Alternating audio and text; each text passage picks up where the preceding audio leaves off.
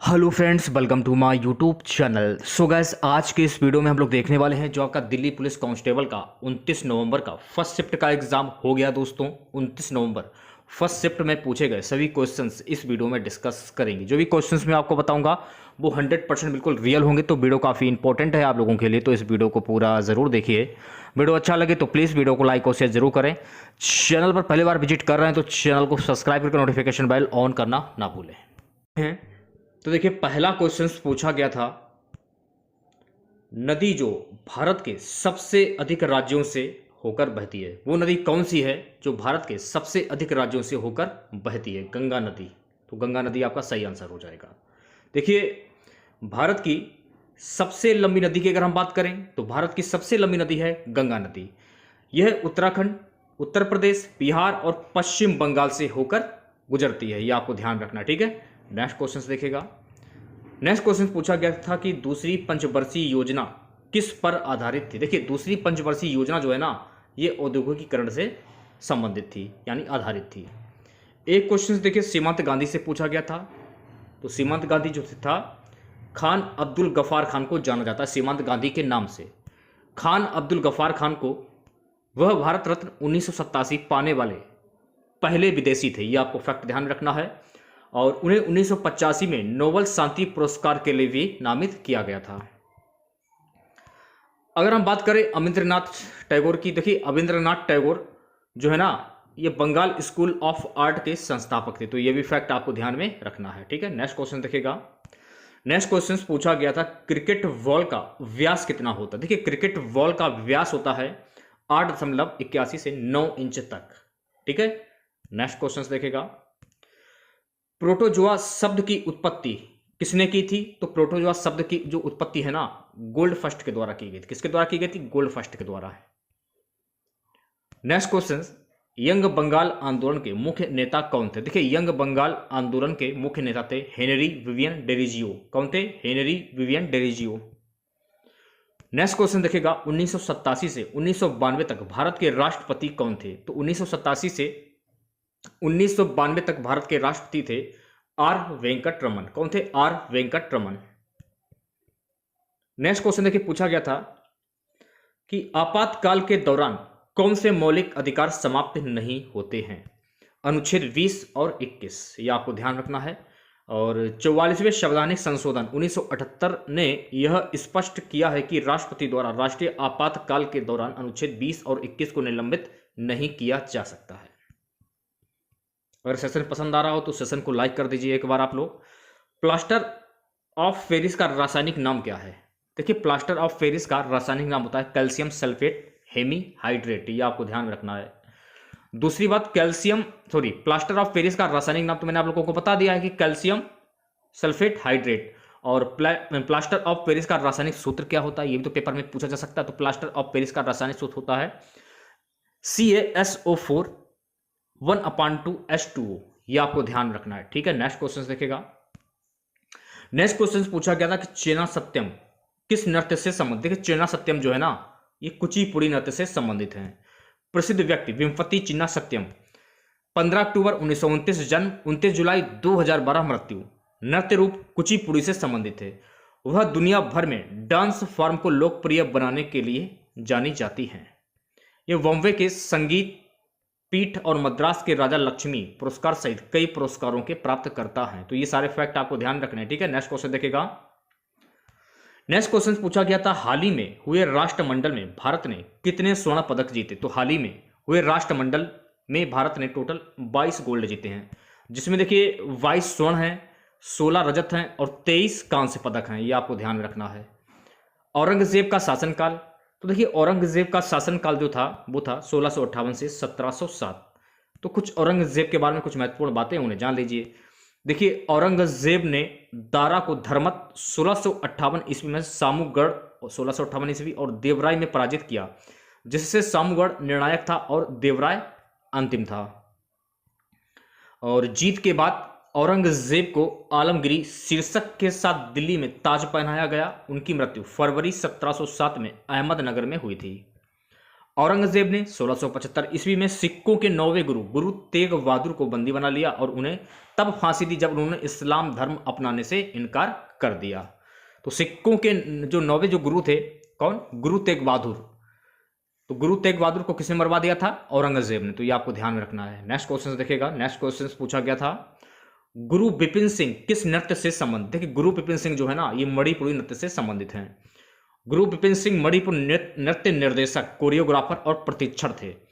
1966 में उन्हें संगीत नाटक अकादमी पुरस्कार मिला। इसके अलावा मध्य प्रदेश की सरकार ने उन्हें कालिदास सम्मान दिया। तो ये सारे फैक्ट आपको ध्यान में रखने हैं।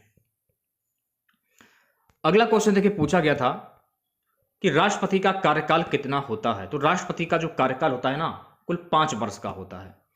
भारत के राष्ट्रपति को चुनावी कॉलेजियम द्वारा 5 वर्षों की अवधि के लिए निर्वाचित किया जाता है। राष्ट्रपति बनने के लिए किसी व्यक्ति का भारतीय नागरिक और 35 वर्ष का होना अनिवार्य है, साथ उसे सांसद बनने के योग्य भी होना चाहिए। नेक्स्ट क्वेश्चन देखिए पूछा गया था। नेक्स्ट क्वेश्चन था, चौथी पंचवर्षीय योजना में कितने बैंकों का राष्ट्रीयकरण किया गया था? तो चौथी पंचवर्षीय योजना में कुल 14 बैंकों का राष्ट्रीयकरण किया गया था 1969 से 1974। तो यह भी आपको ध्यान में रखना है। एक क्वेश्चन देखिए पूछा गया था, दाचीगाम राष्ट्रीय उद्यान किस राज्य में स्थित? देखिए दाचीगाम राष्ट्रीय उद्यान जो है ना, जम्मू और कश्मीर में स्थित है। कहां स्थित है? जम्मू और कश्मीर। दूसरी बात, इसे 1951 के वर्ष में एक वन्यजीव अभ्यारण्य घोषित किया गया था। 1981 में दाचीगाम वन्यजीव अभ्यारण्य को राष्ट्रीय उद्यान भी घोषित किया गया। यह भी आपको ध्यान रखना है। पार्क को हुग्गल या कश्मीरी बारहसिंगा के घर के रूप में भी जाना जाता है। नेक्स्ट क्वेश्चन देखिए पूछा गया था, संविधान का भाग 2 ये किससे संबंधित है? देखिए संविधान का भाग 2 जो है ना, ये नागरिकता से संबंधित है। किससे संबंधित है? नागरिकता। नेक्स्ट क्वेश्चन देखिए पूछा गया था कि मिन्हास उस सिराज किस वंश के राज्य में रहता था? तो ये मामलुक वंश से संबंधित था, मिन्हास उस सिराज। तो मिन्हास उस सिराज के बारे में कुछ बातें उन्हें जान लीजिए। देखिए मिन्हास अल सिराज 13वीं सदी के फारसी इतिहासकार थे। वह उत्तर भारत में दिल्ली के मामलुक सल्तनत के एक प्रमुख इतिहासकार थे। मिन्हाज ने अपना काम तबकत ए नसीरी गुलाम वंश के शासक नसरुद्दीन महमूद को समर्पित किया। नेक्स्ट क्वेश्चन देखिए पूछा गया था, अकबर के नवरत्नों में संगीतकार कौन था? देखिए अकबर के नवरत्नों में संगीतकार था तानसेन। और भी इनके नवरत्न थे, जिसमें राजा बीरबल का नाम आ जाता है, तानसेन, अबुल फलज, फैजी, राजा मान सिंह, राजा टोंडरमल, मुल्ला प्लाज्मा, फकीर अजियाओ दीन, अब्दुल रहीम खान ए खाना। नेक्स्ट क्वेश्चन देखिएगा।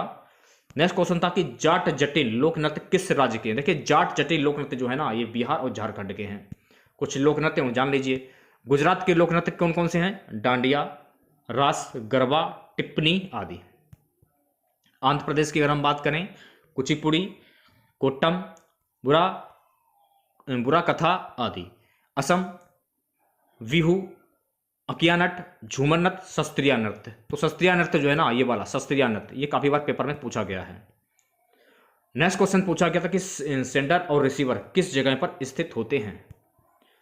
एक क्वेश्चन देखिए पूछा गया था कि दालमा वन्यजीव अभ्यारण्य ये कहां पर स्थित है? देखिए दालमा वन्यजीव जो अभ्यारण्य है ना, जमशेदपुर पूर्वी सिंहभूम झारखंड में स्थित है। ये आपको ध्यान रखना है।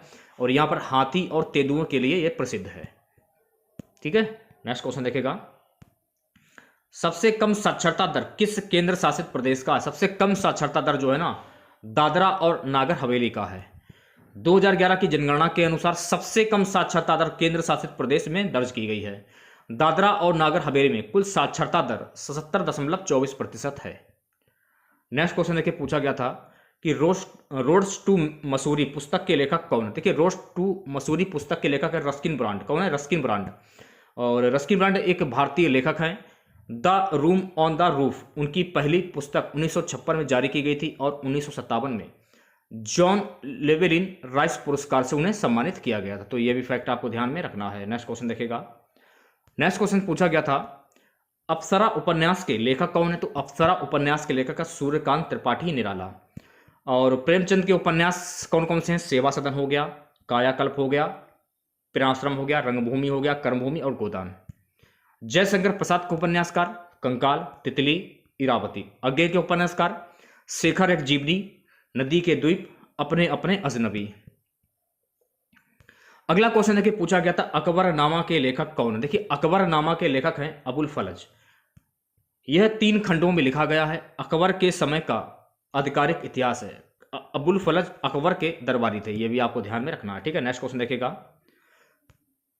संविधान के अनुच्छेद 32 का संबंध किससे है। तो संविधान के अनुच्छेद 32 का संबंध संवैधानिक उपचारों के अधिकार से है। ठीक है, भारतीय संविधान का अनुच्छेद 32 व्यक्तियों को न्याय मांगने के लिए सर्वोच्च न्यायालय में जाने का अधिकार देता है। अनुच्छेद 32 के तहत संसद सर्वोच्च न्यायालय की शक्ति का प्रयोग करने के लिए किसी अन्य न्यायालय को भी सौंप सकती है, बशर्ते कि उसके अधिकार क्षेत्र में हो। एक क्वेश्चन देखिए, संविधान के अनुच्छेद 51A ABCD से एक क्वेश्चन पूछा गया था। नेक्स्ट क्वेश्चन था कि मयूर सिंहासन का निर्माण किसने कराया था। तो मयूर सिंहासन का निर्माण शाहजहां ने कराया था। मयूर सिंहासन 17वीं सदी की शुरुआत में शाहजहां द्वारा बनवाया गया था। यह भारत में मुगल सम्राटों का आसन था और इसे दिल्ली के लाल किले में दीवान एक खास में रखा गया था। जब 1739 में नादिर शाह ने भारत पर हमला किया और लूट लिया तो वह अपने साथ कीमती सिंहासन भी ले गया। बाबर भारत में मुगल साम्राज्य का संस्थापक और पहला शासक था। उसने 1526 में पानीपत की पहली लड़ाई में इब्राहिम लोदी को हराया था। प्रसिद्ध शासकों का क्रम इस प्रकार से रहेगा। मुगल काल का बाबर, इसके बाद हुमायूं, फिर अकबर, जहांगीर, शाहजहां, फिर औरंगजेब। लास्ट क्वेश्चन आज का हमारा रहेगा कि सजीव लोग किस मंडल में रहते हैं। देखिए सजीव लोग जो है ना जयमंडल और वायुमंडल में रहते हैं। तो अगर आप लोगों को वीडियो अच्छा लगा हो तो प्लीज़ वीडियो को लाइक और शेयर जरूर करें। और अगर आपको इसकी PDF चाहिए तो आप हमारा जो WhatsApp नंबर है उसे आप अपने फ़ोन में सेव कर लीजिए। नंबर हमारा रहेगा 91 406 76 626। इस नंबर को अपने फ़ोन में सेव कर लीजिए, आपको PDF मिल जाएगी बिल्कुल निःशुल्क, कोई पैसा नहीं देना है आप लोगों को। तो मिलते हैं नेक्स्ट वीडियो के साथ। जय हिंद, जय भारत।